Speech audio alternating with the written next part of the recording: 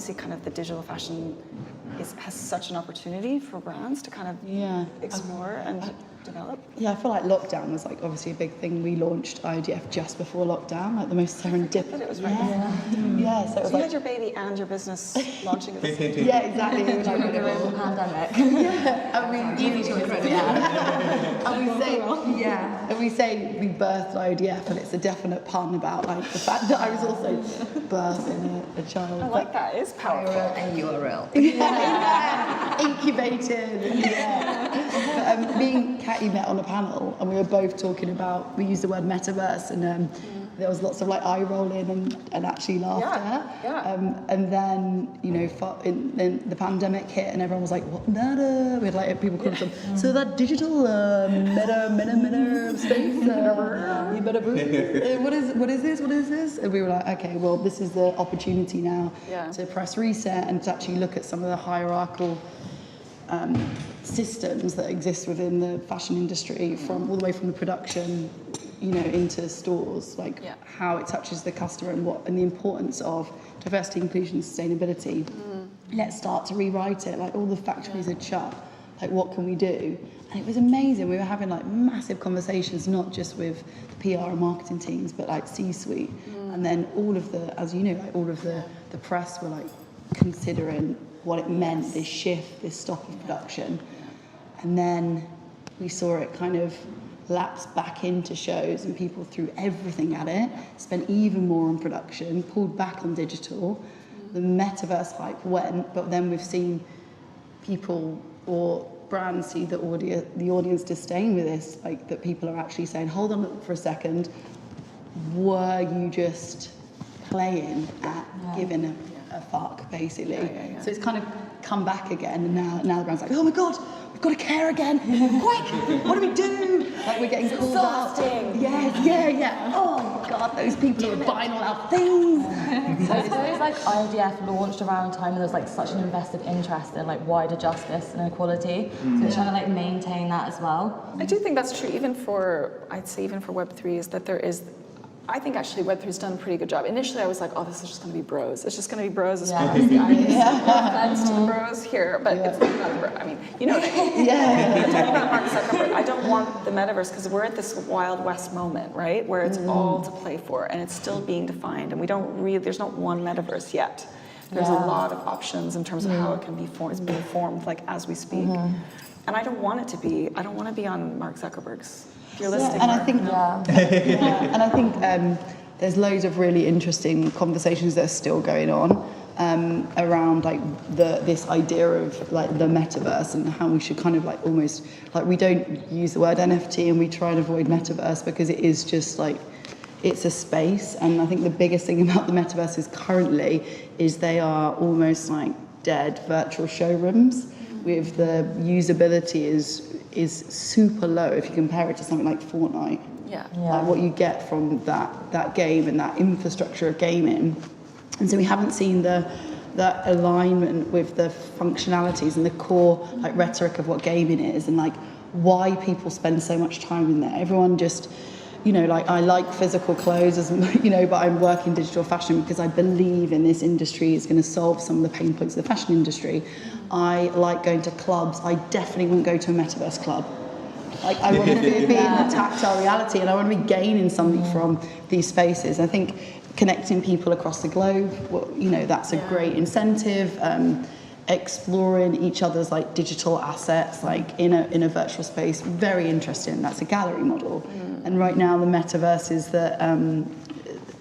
that you see are there isn't, and I think there was so much like fundraise and so much money pumped into it, like of meta real estate, what this all meant for the industry and also for sustainability, right? Everyone was like, okay, we can just build a digital space and we won't have to have bricks and mortar anymore, it'll all be that. And you get in them and you realise, if I don't want to be in them and I work in this arena and, then what is lacking in them? Well, it's actually just some of the tactile fundamentals of humans and human connection, and why people are in the gaming space and not in those is because you can have fun, like game, interaction, there's like relationships. If you take a step back and think about, because I think so much of the onus of like proving this concept is on the people who are in this creator space. But if you think about like what the industry like involves right now, it's crazy how inefficient the system is from the beginning to the end. So everything from the design process and how like I work with brands on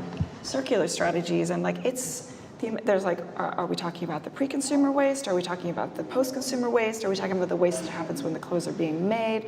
Are we talking about the design waste? Are we talking about so the end of life when they're shipped? End of life, like what happens with the finished product that doesn't sell, the damaged product that return.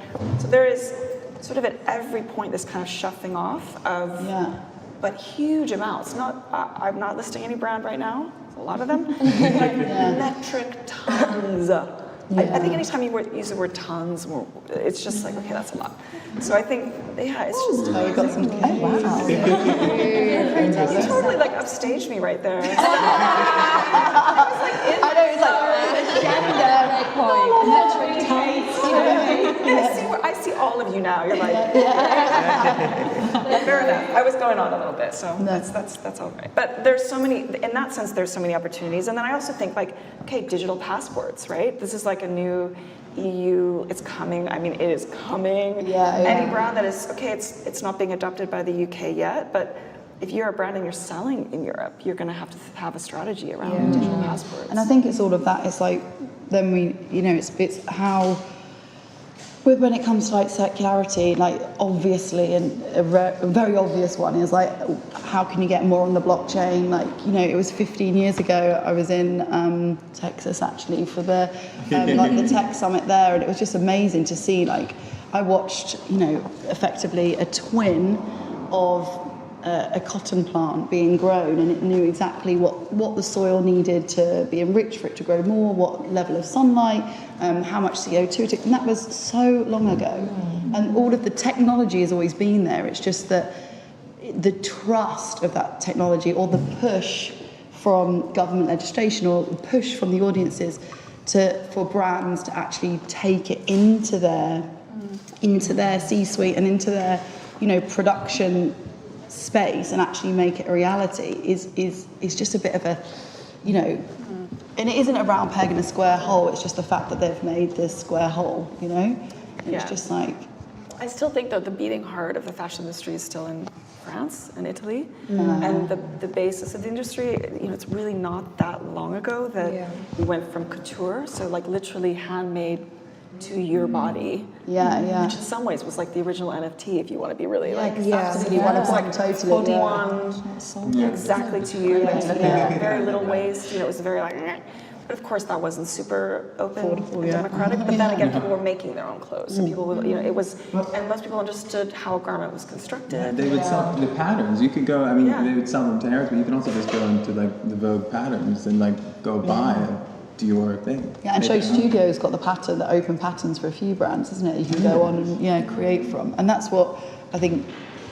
The idea of digital making, like we trying to democratize that so much. So we on our NFTs we actually give over the much like clones. So we did it on our first NFT drop, sold out in 24 minutes. It was like quite an exciting, insane moment, but we were like one of the first to actually like pre-clone, to actually give the whole of the file, so you could use it yourself and like actually open source. Open source. Working files, so you could completely like change the color, you can change some of the shapes, but it still kept some of the brand DNA. And in a weird way, all this digital fashion production is bringing back the skills of pattern cutting, because that's essentially what it is, but with there's no gravity, so you can also have fire as a fabric.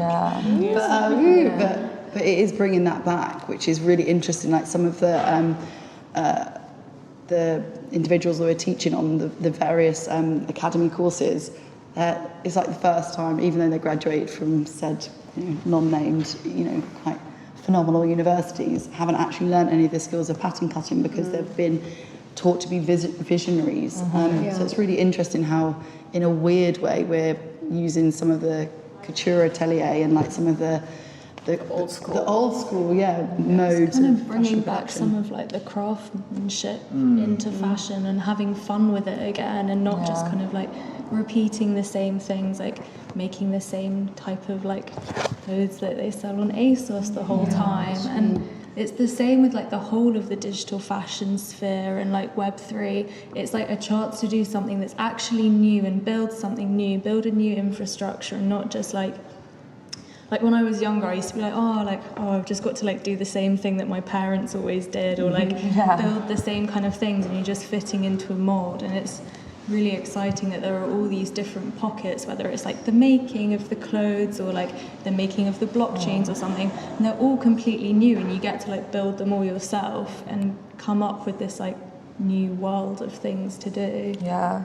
And like I know Leanne mentioned Leanne mentioned like open source and like having things open source, and that's like definitely the backbone of like Web3, coders, like anything like that. So I suppose just another way to share practice and like make sure you're not gatekeeping anything. Like we're always really open about what softwares we use. Yeah. For example, we don't like anything we amazingly make. We say this is how it's done, to not gatekeep it, to keep it that accessible. What I do is a mixture of a lot of different things, which means some things end up being brilliant, like through and through. I'll have garments that we'll do and custom projects that we'll do that will be brilliant all the way through from every single fabric we use. But then again, sometimes there are silhouettes that I want to achieve that I can't.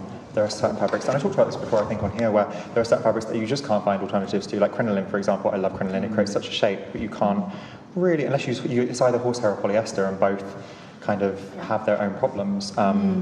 So, and also with horsehair, you can't get with one or the other, you can't get a certain amount, and it's just, unless you're ordering enormous amounts of fabric. So, but then again, this is quite a large conversation, which I'm sure we'll get into more and more. But I mean, I delved into a bit of digital fashion, which I'm sure I feel like a lot of you probably. Yeah, we're from the Institute. Yes, I thought that's very nice because I did because going all the way back to 2020, I did the British Fashion Council's. It was part of the Institute for Fashion. Yes, it was like a showroom sort of situation. It was like a hybrid between a show and showroom. And that was for positive designers. Positive designer exhibition, that's the word I'm looking for. And then from that, I was asked to do Helsinki Fashion Week, which was great. And at that point, we were doing physical, and it was kind of very traditional ways of working.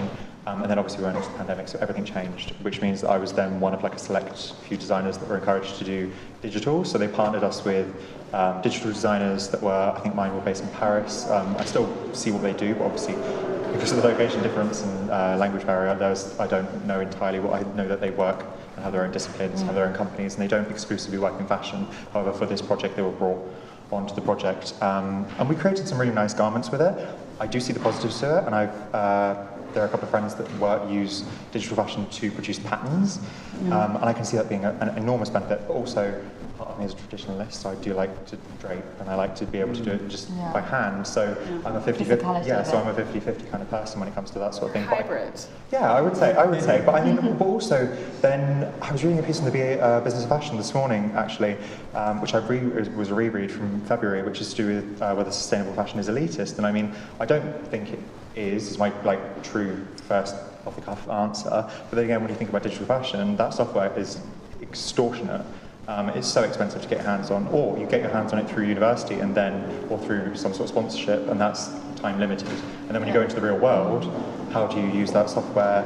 And you kind of need to scale a business before you have the money to be able to afford the software. Yeah, so that's like one of the points, because we basically have a philanthropic arm, so we open up, so we have an academy, so we try and and also first of all is we don't negate the physical world. Like all of our clients and friends and partners are in the fashion industry and are makers, and we don't negate that need and want and drive and necessity of toil and feeling it on the form and the physical. It's like how part of the infrastructure you can tweak certain parts to and create valid opportunity to use digital within it. So it's going like, here's the toolbox, here's the menu, here's some things. Yeah, exactly. And I suppose the same way you work out what is sustainable and how you're practicing sustainably.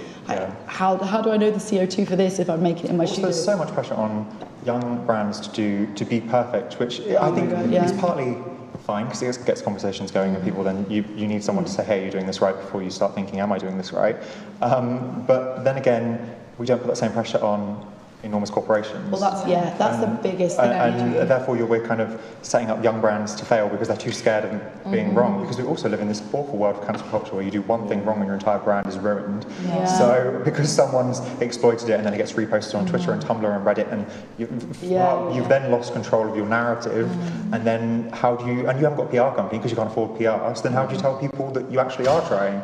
So it's a whole shit show, for lack of a better. And I think instinctively, so many designers, like I remember when the BFC first, we were talking about the like positive fashion, etc. And I think it was like Caitlin Price and Liam Hodges were just like, by the way, I found all this fabric. By the way, like I'm using fabric I found because this is the situation I'm in, like fundamentally. So instinctively, we're producing sustainably because this is all we've got right now. Yeah. And particularly when Brexit hit as well, it was like designers didn't know how to like price up because you didn't know where you were selling, what that was. You didn't know the minimums you could get on a roll for fabric. That sort of thing it's still taking me like a long time to fully grasp how to properly make. I think I've touched wood. I think I've done now, but it took a while to like work out how to make a decent profit because nobody teaches you that, or they teach you it in two separate entities when you're in university, so you get taught the business side of things. Or it's two separate classes, two separate degrees. Yeah, because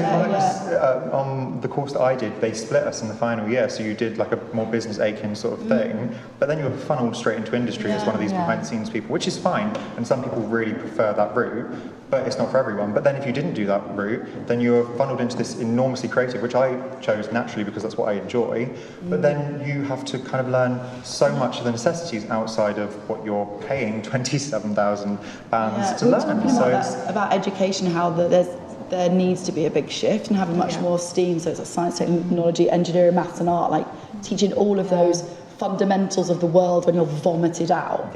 Like all of a sudden you come out from your degree or your MA and you're like, I'm a business now. Like you look around and you're like kind of like trying to read. I think I learned start with why. Brilliant people that I now call friends and close business affiliates outside of university than I did in university. But the thing is, I wouldn't have been able to get to those people had I not gone to university. So it's kind of that in itself is how it's set up. So it helps the universities. Universities are businesses at the end of the day, and then it's like, okay, well, if you get this special piece of paper that said, I did this, then people start to talk to you. And like, well, then again, people only talk to people that went to the right school, which is terrible. But and it annoys me so much. I mean, I know that this is all meant to be geared towards saying a bit, but I've got a decent amount of notes to do with that. I don't want to veer off. This conversation, we can go anywhere. We can go anywhere you want to go. Because the thing is also, like, just to play on the word sustainability, it's like, how sustainable is it to be a desired climate and sustainability in a different context? We have enough clothes, basically. So it's really I mean, I think it's interesting because I think the education system has been built on the premise, you touched on this exactly, that we have an apprenticeship model. It's an apprenticeship model. So you get some core skills, you take those skills and you go refine those skills depending on what your focus is, right? So if your focus is, I don't necessarily think from my understanding, I went to art school, so it's a little different, but I think it's sort of the same in that it's very old school. It's very like almost based on the classic, literally the classic. This idea that you would go and work with other people, and then refine your skills more. This is what you're talking about. Right? Generally, that's an internship. That's the idea, and I think you're right. But the thing is, I hate to say it, I'm not for unpaid internships, but I also understand that young brands that don't have any money rely on perhaps the use of friends, let's say it that way. But the thing is, we don't have those support systems are gone. Like I was reading, I don't know, I'm sure you've all read the piece on Days magazine from by Daniel, I can't remember his last name, but he wrote Daniel Rogers. Yes. The icon Daniel is. I love the way he wrote a brilliant piece about where have all the working class designers gone, and in there are details that 37% of state school students now no longer choose a creative GCSE, and I think about this also because a lot of what I do is custom, and therefore a lot of what I do crosses over into disciplines, talking to people that do other things, so like musicians and artists and actors, and a lot of these people that we now claim to be brilliant or at the top of the charts or whatever they might be doing in their own field come from working class backgrounds because they have a level of drive. You find a lot of successful people come from that because they have the drive to keep going. And those people wouldn't have got there without the certain certain things that were in place to help them. Like there's a musician Griff that I worked with a couple of times last year, styled by Cameron Rajput, and I remember her talking on her Instagram about the young pass for the TFL. They've now cut it, I think, it basically was like discounted travel. And I remember her talking on her social media about the student. Yeah, it was like discounted, but I think they've cut it now. But like I remember her talking about how that she wouldn't have been able to travel to like sessions, to do writing sessions and things like that if she hadn't had that. But then there's also like myself, I wouldn't have been able to do unpaid internships had I not come from a low income background and therefore been afforded it wasn't even grants at that point, it was a grant loan, but which is a loan, it's not a grant. But I mean I worked in 3 bars. I worked in the George and Dragon, literally just like pulling pints, and that was definitely my number one, the step into the industry from that point, because you had all of like that we now know the greats like were in there. I think actually what I find interesting is how much slower the big brands themselves have been in terms of like really buying into these. So I've spoken to brands over the years, but I feel not a lot has really come from them. I feel there's obviously certain brands, your Stella McCartneys, etc., who are really pushing that forward. But I think, I think we could be doing more. There was the Tommy Hilfiger Depop. Exactly. But it's like absolutely that was a fun party. It was a great collection. But I think it's really seeing that through within not just that one moment, but making it a part of their total goes to your story. Point, what you were saying earlier about like the brands not letting go of that hierarchical system. It's a culture clash a little bit, because you have, I think a lot of the digital innovation is very much about open source technology. It might not always be like that. I think there's usually an arc where it kind of starts out that way and then it kind of becomes hyper the opposite of that. But for now, at least, that digital space feels very democratic. It feels very open. Or it is expensive necessarily. That's the education piece. But we are solving that, by the way. Yeah. I didn't finish that. So watch this space. I was like, ooh, and then a platform. But I think it's an interesting, because I don't know about you. I'd love to know how you guys you talked about how you had to kind of work a couple jobs to kind of find your way. I think very few people that I know who like fashion started out by being able to buy new designer clothes off the. No, I mean I was from California, so I went thrift store shopping. I went flea market shopping. I crafted things that I liked, and it was a really important way of developing my understanding about clothes. And I think if I'd skipped that, if I had just gone straight to, beautifully made kind of couture or whatever, that would have, I don't know, that piece would have missed. I wouldn't be the person I am. I certainly wouldn't love fashion the way that I do. So I'm interested as well in how, and I think that's one of the pieces that TikTok and Depop both do, in the sense that they give sort of a younger audience this ability to kind of craft their understanding and piece it together. Absolutely. But yeah, I'd love to hear also from more of you and how you found yourself where you are. Oh, okay. Wow, okay, big question. So I always was interested in fashion, and that was always my passion from a young age. And I was like, where I live, there's like this amazing area where you can go thrift shopping, and I had this like eBay business, and I was buying all for myself, and it was like always something I was super interested in. But I wanted to learn about like the wider industry, so I went straight into like kind of consulting, which sounds crazy when you're 21, but okay, sure. You probably know more about it. So I worked with loads of brands from like the top to the bottom, your Burberrys to your like Hunters and Capitons on all sorts of things. But then I wanted to focus more on e-com and sustainability piece. So I actually moved across to Zalando, which is in Berlin. I wanted to like get out of London and have this new experience, and that was amazing. And they are like, they're doing great stuff in sustainability. Exactly. They're doing amazing stuff. I think for obviously, I don't know if you guys know, but like the other countries, especially in the EU, are so much further ahead of like UK consumers in terms of their approach towards sustainability, how they consume. In Berlin, like it's so serious, like it's really is a way of life. And that gave me like real insights into how you can weave that into kind of a big, multi-billion euro company, but they really are doing things that help their consumers to be more informed. Then I moved to Depop because I wanted to just like continue that kind of education piece and learn more about and how that was working. And I had an amazing time there, working in the US, Europe, trying to roll out Depop to more consumers. And obviously, like sustainability plays such a huge part in that. And it was super inspiring to meet all the creators and brands and people who were just hustling and making brands for themselves and who are now like, you know, big time, you know, got huge wholesale businesses or huge internet personalities or like really creating their own brands. It's super inspiring. Then I moved to like an off-price kind of retailer, which was supposed to be like, you know, giving a second life to items that wouldn't otherwise be sold, which was super interesting as well to learn more about that side of the market and like what happens to the clothes that aren't sold, like what are the different options available. Then I moved into rental, so I've actually worked for Just cover up the whole conversation. Yeah, so rental was super, super interesting. It's a tough business model, I think, probably you've tried it. I was going to say about rental's a really interesting one because I think that there's so many different models out there, and there's from obviously we're always community and makers first. A lot of the rental models that are out there currently are obviously buying the garment not directly from the brand and then renting it, so effectively all of that income stream has been removed from the said brand. And I know there's like actual tears and furious people about this, like brands are just so...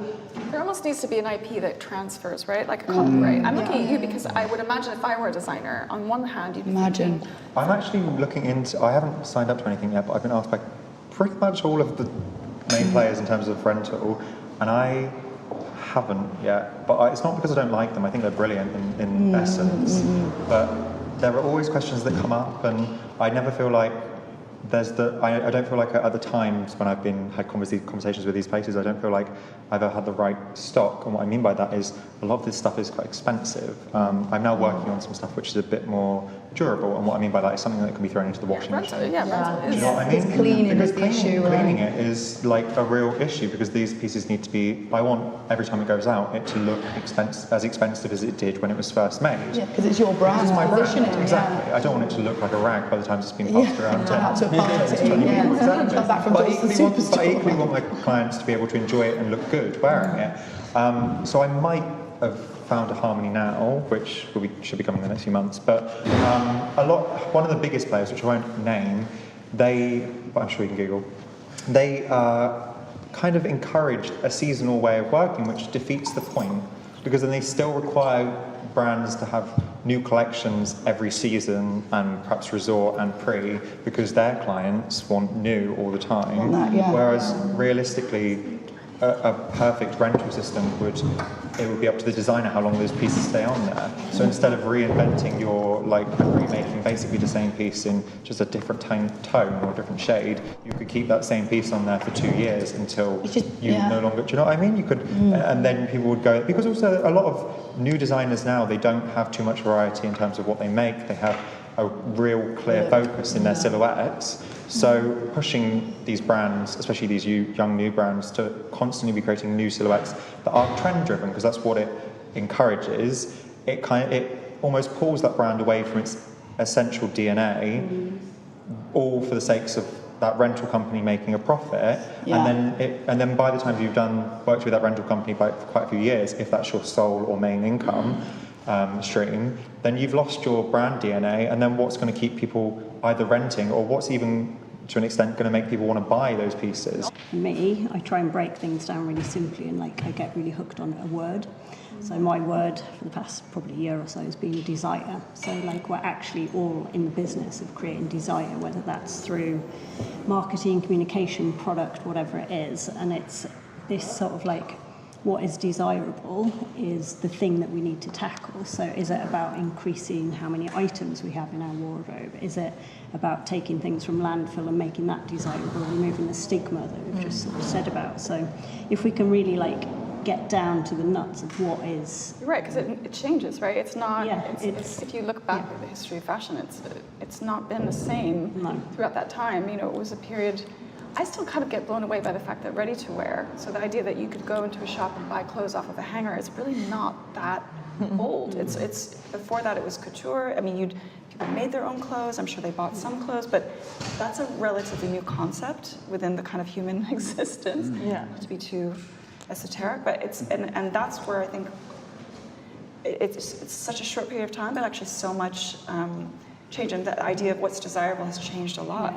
And for me, that's the big question. So, like, I've worked across policy, like EPR and all sorts of things, and another concept in my mind that I think about is like, what are we trying to deal with? Are we trying to deal with the leaves problem or the roots problem? So it's like, yes, the legislation deals with issues that are happening that are, out there already, but we need to create better practices, back to what you're saying about like keeping new designers up to date and things like that. So it's like the practice of the work and what the end goal of the desire is that we need to kind of like rejig about, because we've just been kind of fueled by producing more product, more money, more profit for companies, for gross national product, basically. Like, we're all just monkeys of like making money, basically. So it's, But I mean, I would say, as a counterbalance to that, because I agree with you, but I think if you go to a brand like an LVMH or Kering, or even a small brand, frankly, even more so for a small brand,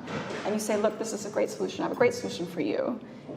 It's going to reduce your dead stock waste. It's going to do all these great things for you, but you're going to be at a loss. He's not, I wouldn't if I were you. Even the bigger brands, it has to almost has to solve a problem that's happening right here, right now, but then also put brands on the right path to sort of a future, sort of like the new railroad, if you will, the new logistics of how we're going to be sustainable in the future. So for me, I'm really interested in brands that do that. Like, it sounds like you guys all do that, actually, to some extent. And you're kind of creating pathways to kind of solve problems that are happening now. So therefore, help brands either make money off of what's basically a liability sitting in piles that that they now can get fined for if they destroy it, and then producing something out of that is beautiful that they can sell. I don't know what your model is from a profit perspective, but still, it's going to be much better than having it sit there, become a liability, get fined for that. What are they going to do with that? They can't burn it. So if you're solving a problem for a brand that's now, but you're also making something out of it, that's where I think the future of this business is in terms of. And even collaboration. I mean, what you're doing is, you're upcycling and you're creating couture pieces that are like one-of-ones and they're original. And for a Louis Vuitton or other high-end brand, those pieces can still be incredible and desirable. And if we kind of change that narrative of how the public views those pieces, then we're solving an issue. And what you were saying, if we're changing the viewpoint of the brands and the public, then we're kind of creating a new vision of what is desirable. I love that.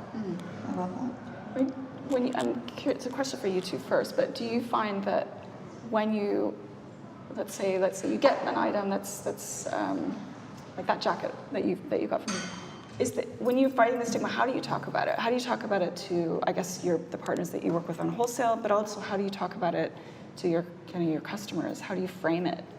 I think it's this idea that so we exhibited at the Royal Exchange, so I think that's kind of been like the banner. So it's quite like it's an exchange with having like a symbiotic relationship with, I guess, the art as a concept, but also our environment, and like using the materials as I think the end user, so to speak, becomes part of this larger conversation. And I think there's a real community kind of element. And I think there's an excitement to be educated on the circular economy, or just what happens to fabric and all of these kind of it's now within, I guess, the consuming process. So I think it now becomes, it's part of the entertainment instead of it, I guess, almost being fog that was kind of in the back. So I think that's what I'd say. Creating an incentive for the consumer as well. So like Emmanuel said, having them involved with the process, and because I think sometimes with fashion we can it feels a bit separate. So it's brands are telling us something, but it's but do we actually feel a part of the narrative?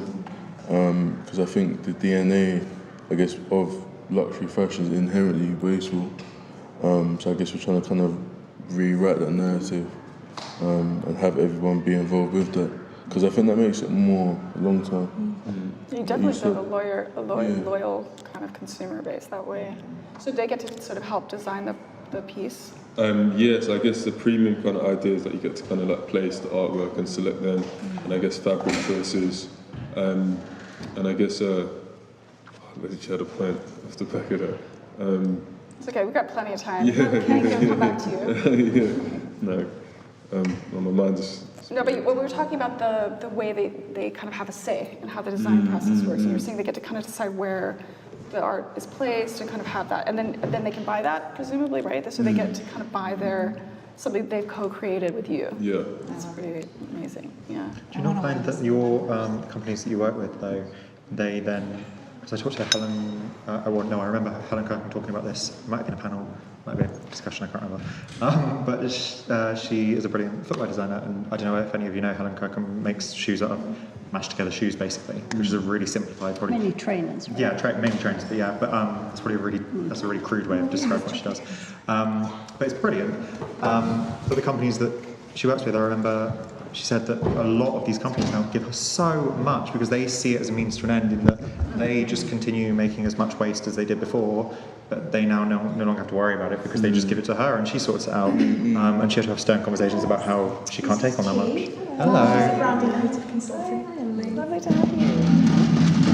Yeah, I mean, sure. Yeah, I feel like I'm putting across a lot of negative. I love it. Yeah, they're count about it, but I mean, it's always good to have a count. No, look, I think none of the solutions it's are really perfect. important because otherwise we don't want this to be kind of like it's all fantastic and everything's great. We're trying to have an honest discussion about problem areas. I mean, they're these really discussions huge about problem sustainability areas. though happen so much that then you get to a point where perhaps I now see a lot of negatives as opposed to positives. So some people are just discovering a lot of positive things. Because it depends on where you are in the journey and also how granular you are, like how close you are to the ground.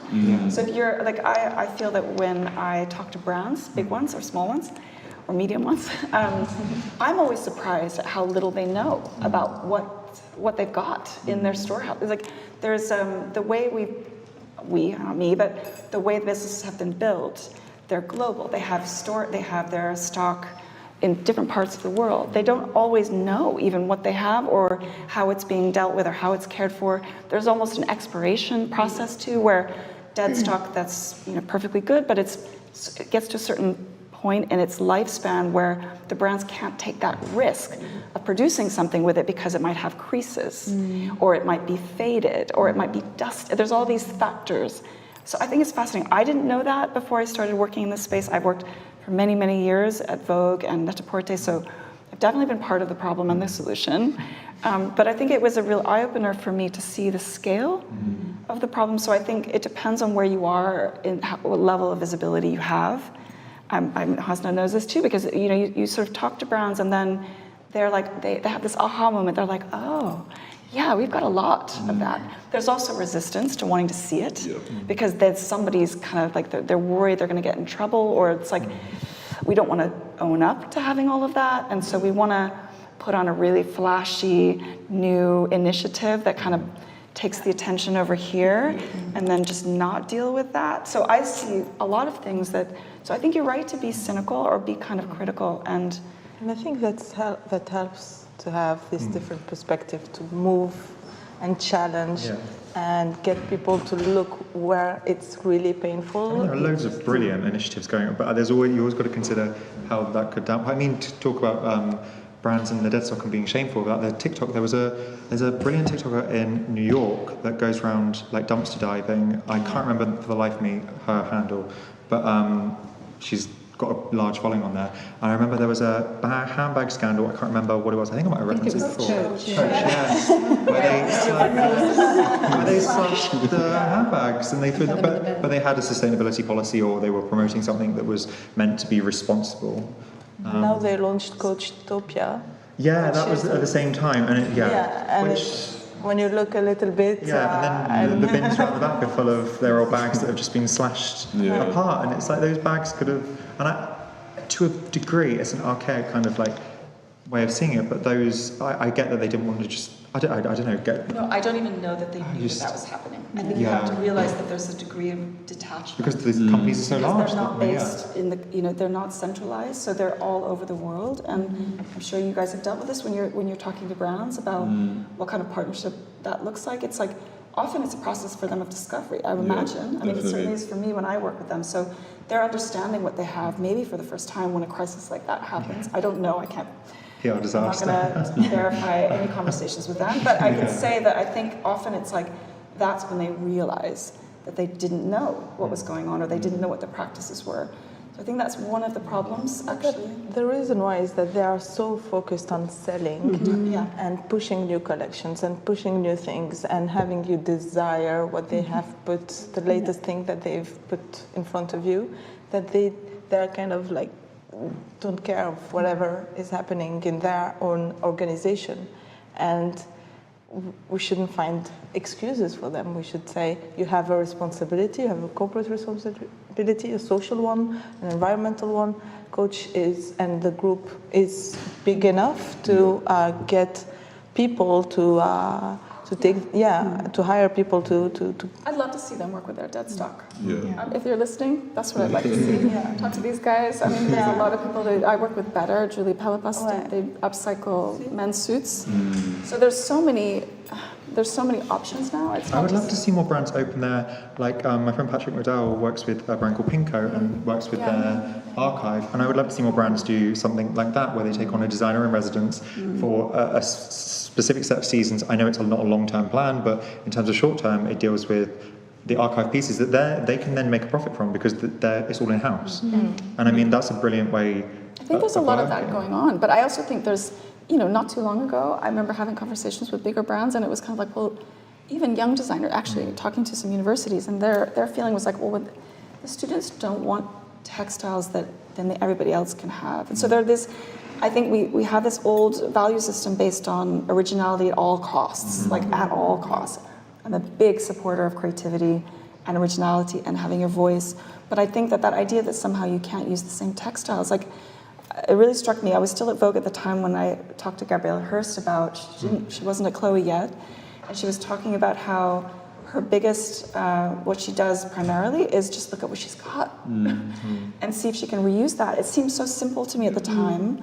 I remember being like, is that it? There's not more? And she was like, well, that's the first part, but that's actually a huge, huge improvement to then just, getting new textiles every, season, and then there's so many seasons, to your point, Hasna, right? There's so much newness. And you can see that as well with younger designers or smaller businesses, that they actually have to do that from a financial point of view. It makes sense to, if you've got leftover stock, like see what you can do next season or even 2 seasons to give it a bit of distance. It seems so commonplace. Yeah. It should be. It's not. But I think going back to the coat piece, I feel like you're really kind of diplomatic, Emily. But I do think part of the problem is that these businesses don't empower everyone from the ground up. So yes, maybe you didn't know that practice was happening. However, if it was built into the value system of the business and every single person within the business, or not every person in the business, because I think we have to be realistic. Not everyone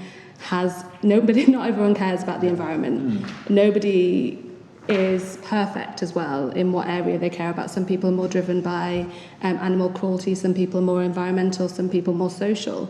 But if you have people within the business at different touch points, whether you have someone in retail who's an advocate, someone on board level who's an advocate, someone in the comms team, all of that is really, really important to make sure that things will still get missed, but you won't have situations like that, because I don't truly believe that they didn't know. There's probably something set into their policies years and years ago. They forgot it even existed, and then it'd been carried on by employees and managers, and then eventually it surfaced on TikTok, and they thought, God, did we not erase that policy, or did we not? Maybe they didn't even consider that, but it was, like you say, it was lost in. They are not the only ones. They are not the only ones, and I really don't think they did know. I think that's worse. Actually.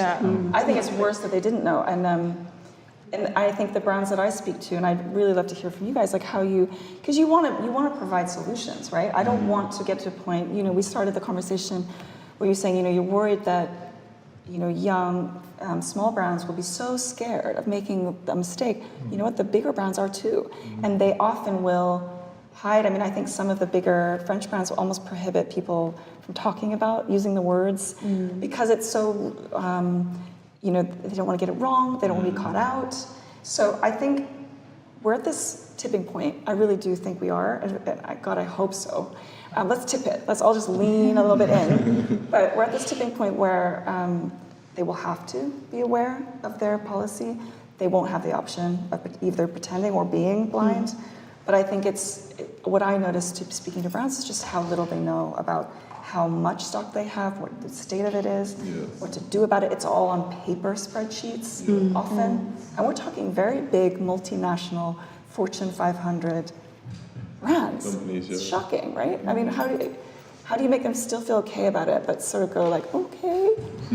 I think I just remember the point I was going to make. I think we went to the luxury summit in last year, and I think a massive conversation was reimagining the concept of luxury, especially post-pandemic when it was life and death, and it's where does luxury kind of sit in our lives now?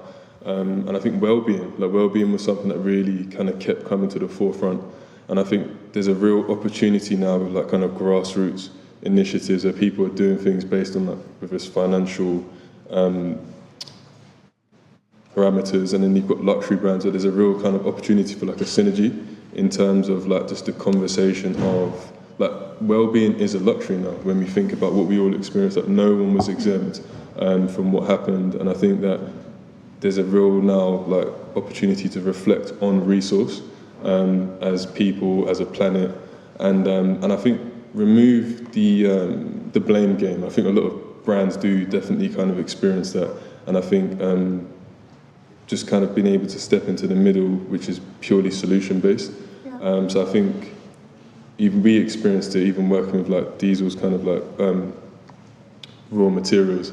I think it was almost the assumption that we're going to be pointing fingers, but it was more so it was purely initiative based, and it was an amazing project. So I think from our standpoint, we just want to continue to kind of advocate for that to become an industry standard. But we understand, I guess there's entrenched in terms of the tradition of quality over at all costs, as you said. I do think critique is important though, and I think that one thing for brands to also learn and understand is that the critique there's positivity within the critique. There are things to learn, things are brought to your attention, and rather than having this closed off approach, we live in a world now with social media where the dialogue is two ways, and we should take advantage of the fact that the dialogue is two ways. So if something is brought to our attention by a consumer, by an external party, by an expert, rather than feeling attacked, bring them in and have a conversation with them.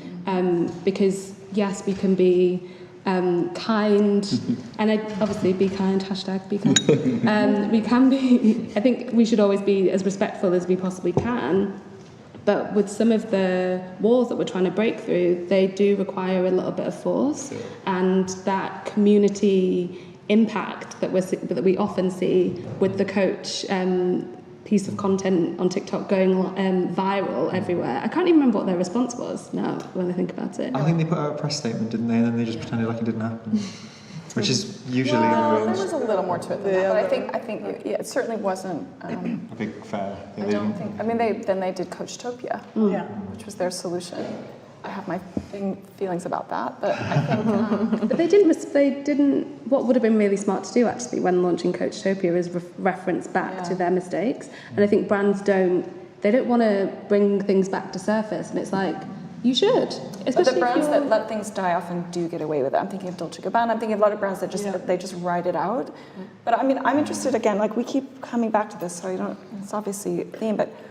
I like to think about why are there these obstacles, and I often think it is kind of it's educational, but it's also cultural. I don't just mean cultural from there's that too, but I think it's cultural in terms of how the fashion industry has evolved, what the value system of the fashion industry is. What I tend to do in that space is I help sort of circular solutions understand the culture of the fashion industry, because I've worked in it so long, because often they're kind of going, they're like, I want to change it, but you don't actually understand it to start with.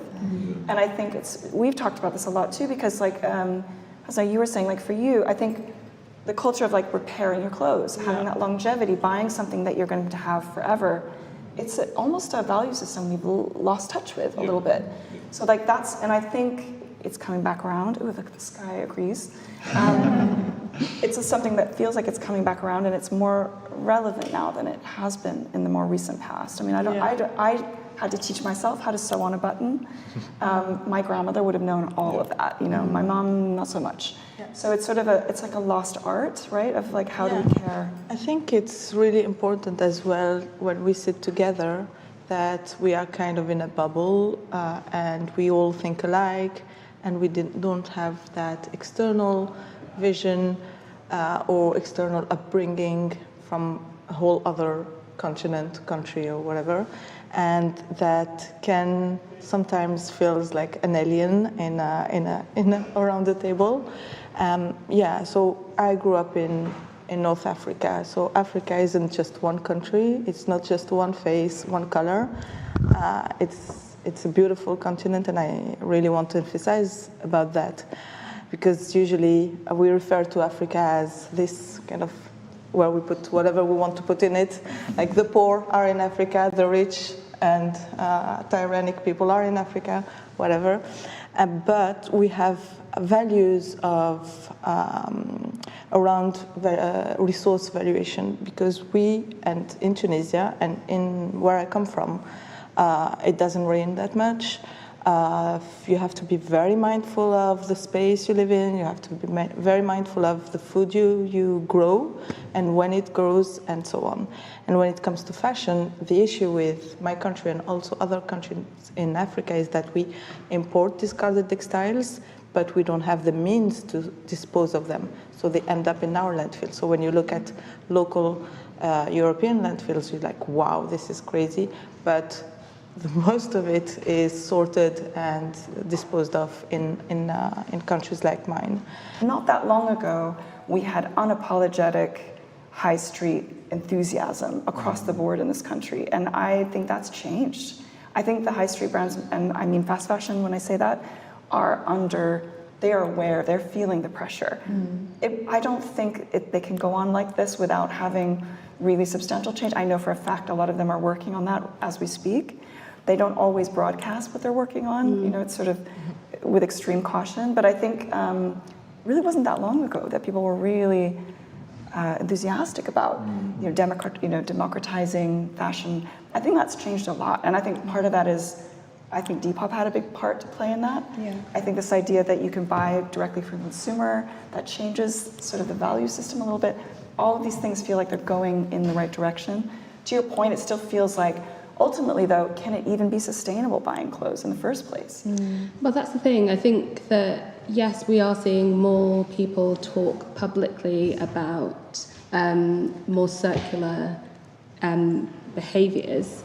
But I don't know, I often hear people talking about Gen Z and saying Gen Z are more sustainably minded, but actually I know, like, equally, I'm not going to name the names of the brands, but they are rising and growing and growing and growing. Yeah, they're doing okay. And yes, there are things happening behind the scenes, but I feel like a lot more of that stuff is because legally they're going to have no choice but to do it within the next 2 years with all the legislation that's coming in. I don't think that it's being swayed by consumers yet, because they have enough consumers. There's one particular brand, which is the fastest growing, that is continually opening pop-up shops, even in locations where they haven't had that fast fashion high street ever, and they're having queues around the block. And so I think we have to be realistic when we're talking about the entire landscape. I don't want to be like negative Nancy, because there is amazing stuff happening,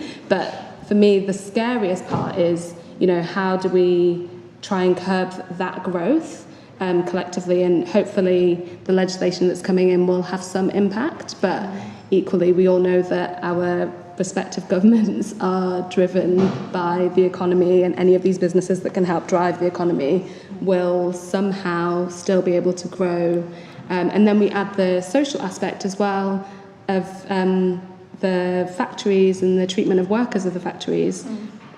Again, we're seeing, I think that was the interesting thing with the Patagonia outing, was that you could see how much distance had been created between them and the actual factories that are actually making it, through second and third and fourth parties in between. And yeah, so I think there needs to be more done to try and really clear up and iron out these loopholes that brands are able to. To go back to what you were saying, both saying about investment pieces, that conversation is rooted in class culture though, because I come from a single parent working class family, and well, I look very nice today. Today, this was kindly borrowed from the brand, but I still wear a lot of clothes that I used to have when I was a teen, because at some point I stopped growing and those pieces still fit me. So I still wear jeans from Topman that I've had about 10 years now. I still wear, because at that point I couldn't afford the luxury of thinking, is this brand a sustainable brand? I wasn't thinking about it, I was thinking about necessity. So I have lots of basic tees from Primark, I have lots of basic jeans from Topman, and like I still use those t-shirts to go to the gym in, I still wear those Topman jeans. I still make them last, and that was a choice, and they broke in some places, so I fixed them. Do you know what I mean? I didn't have the option at times to say, oh, let's just throw it out and buy a new one. That's not a conversation, because it's either, do you know what I mean? If I buy a new one, that money has then been taken from something else that's needed, and why would I want to do that? And it's such we've got this disconnect, because a lot of people that spend a lot of money on new clothing, and then you have the argument of like Pretty Little Thing, but a lot of the people, the majority of, or the largest portion of consumers that buy from those places are buying hauls. They're spending hundreds of pounds on these. So they're by no means working class or within that sector, because they're not considering, they're not buying one or two pieces, they're buying, and even if they are buying one or two pieces, they're then encouraged through shipping fees to spend 30 quid, 40 quid, which is then put on a buy now, pay later card that puts them in further debt. So it's like, it's a whole cycle, but it's all rooted in class culture, because if you ask people that genuinely, sustainability wasn't even a buzzword for them in terms of making their pieces last. They probably come from working class backgrounds because they did it because of out of necessity. Yeah. But I think then going on, because I've been listening to all of you and there's so many things that I've got to say, but like, I'll keep it short, but like the idea of where does the responsibility lie is such an important conversation. And while the responsibility does lie largely with the brand to produce the product, we've sort of come to this place in society where it's almost, you don't want to say, oh, it's the responsibility lies with the consumer, because then it's classist to say that. But I don't fully agree with that, because I think there needs to be a level of responsibility put upon the consumer, not to the point where you're making them feel like they have to buy things that are super expensive. If they can only afford from a high street retailer, then buy it but make it last. Do you know what I mean? Sorry, I'm just looking at the imagery while you're talking. But it's a little disjointed. But these pieces will go back to our conversation about quality. All of these pieces will fall apart. You know, they won't last long. But it's about understanding. And also, so many of their consumers also know that. Yeah. Like they're fine with it because they buy it for like £5 and they don't want the responsibility of keeping it. They want to buy it on wear and then throw it away, or it disintegrate on their bodies. Do you think? I like what you were saying about the Gen Z. There's this kind of paradox where, you know, you go and you know, feel like you should take the mic or the fan or whichever now should be speaking. But just this idea, we have this idea or this preconceived notion maybe, or brands do at least, that younger generations are more driven. I think they are. It's a bit like when you get asked if you go to the gym, you're like, yeah. But then when it comes to it, are you gonna maybe, you know, if the same question, I think if you ask a young person if they're driven by, or anybody, if they're driven by sustainability, they're probably going to say yes, because on some level, they would like to be, right? They would like to go to the gym, they would like to be driven by sustainability, but there are other factors in their lives that might be informing them. Some of that's economic, some of that's social, some of that's all kinds of things. And certainly we have this kind of heritage, or if that's the right word, this tradition of buying anytime, you know, buying new for an occasion, buying new for a holiday, buying new. I have kids, that's a whole other thing. They grow out of stuff and you're like, so there's this, we're just so used to that now. It's become this muscle reflex. But I do think things are changing, and I think a lot of it has to do with legislation, frankly. And then I do think consumer behavior, it's slow, and I wish it were faster. But I think where I see the most progress and where I'm most excited, or it's actually at the level that where you guys are operating, where you're operating, where it's like you are influencing consumer behavior. But I worry that customers, I mean, I'm really bad at this and I work in the space in some degree, but reading care labels, like I've ruined a handful of knits because I've accidentally put it into a wash. And I think we've lost the habit of reading our care labels. How many people here actually check a care label? All care labels have dry clean only. Yes. So whatever you do, it's dry clean only. Or no, I've got the most brilliant friend, and I don't know where she learned all of this, but she's like, you don't need to dry clean that. You can do this with it. You just need a tiny bit of lemon. You can do it. I'm like, exactly. And sometimes you don't even need to wash. I now dry clean probably a fraction of what I used to. I think but I know what you're saying. It's almost like we just don't think long term. And I think this is one of the things that made me want to work with you, because I also think it is generational. You know, very, very likely, depending on your age, your mother or your grandmother or your grandfather would have known not only how to repair. I mean, obviously you were very inspired by your upbringing, but I think sometimes those, you were talking about, you know, it's defined almost by scarcity. My husband's Greek, like his mother, nothing goes to waste in that house. You know, clothes that then are just worn to threads become rags, and then rags get used for cleaning, and there's just no point in which something gets. I've never seen her throw something away. Even food cats get this and this. So it's just it's a mindset. I wonder if we're not moving that direction, because we saw the last big movement, right, in this country at least, was like make, do, and mend, right? So. No, and just I wanted to come back to your point where how come education doesn't include repair and care. Education is just building profiles that will feed the economy for a purpose. It didn't used to be. It didn't used to be. No, it didn't used to be. It sounds like an old soul, but do you know what I mean? It's just... As the economy is kind of globalized and there's this race for scale, you need profiles, you need people that are kind of trained to be the robot for the machine. On a solution base, if you kind of split it into like a B2B, you're going to be approaching existing brands based on their supply chain. And I guess on a B2C, it's influence, and it's what we see culturally in terms of what our favourite celebrity does, or what our favourite kind of influencer. And I think it's kind of, I guess, dividing it into the way that business is conducted, and I guess just consumer behaviour. Realistically, like when we're shopping, we don't care about the conversation in the boardroom. Like you said, like if you made your mind up about an item, you're gonna buy it regardless. So I think sometimes when that line is blurred, it makes like a taboo kind of topic where brands are scared to, I guess, talk about or make a change in it, because they're scared that the consumer's gonna like chastise them or call them out, and then the consumer's on the thing of like, that's not up to standard or whatever. So it's like, how do we kind of, I guess you said, get back to the root and that kind of reprogram the DNA and kind of make it more like a positive thing, because I guess. I think there's an element of meeting people where they're at as well. So I think across the whole journey, that all of us here are on different stages in our journey, again, have different focuses and different things that drive us. But I feel like I'm just like throwing out my concerns in this table. That's good. That's why I challenge the phrase sustainability, because I just worry there are people who are there and willing and ready and want to be more mindful, and they're being met with a very binary term like a sustainable fabric. This fabric is incredible, sustainable, circular, but the additional storytelling piece is where the value really lies.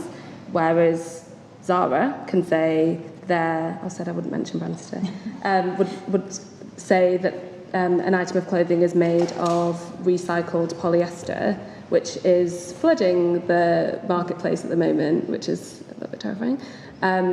And so many consumers believe that is a sustainable option. So many consumers believe that vegan leather is a sustainable option. And there are brands who still today are talking about, by vegan leather, I mean...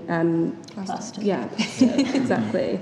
And so I suppose that's maybe an opportunity as well, in that how do we tell these stories to consumers in a non-judgmental way, but there are people whose minds will be changed. I have the example of one of my friends always donates his clothes and always donated his clothes, and I said, did you know that oftentimes when you donate to a charity shop, that item actually doesn't get sold in the charity shop, it gets shipped off to the continent of Africa and will end up polluting the beaches. And I sent him an article about Kantamanto in Ghana, and from that moment he was like, oh my God.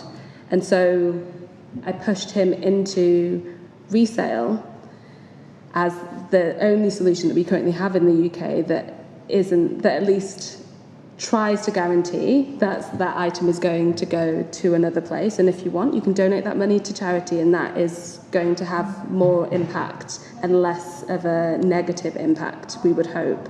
And then obviously hoping that the innovation that's coming with material recycling in the UK speeds up so that we can successfully drop our clothing into a clothing recycling facility and know that it's not going to be dumped. Because the same, I had to explain about the recycling facilities that, again, don't put your clothes in there.